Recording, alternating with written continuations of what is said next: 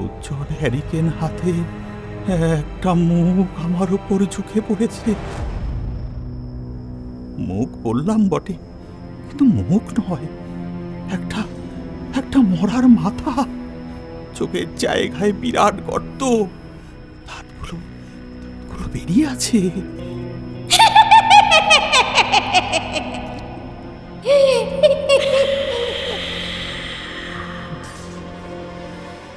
এই যে জ্যান্ত মানুষ গো, কতদিন পরে জ্যান্ত মানুষ দেখলাম, তাও আবার পুরুষ মানুষ।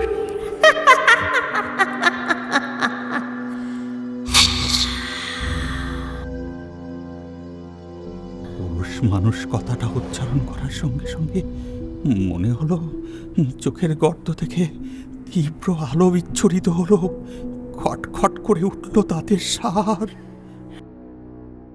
এই পুরুষগুলোকে দুনিয়া থেকে যদি মুছে ফেলতে পারতাম।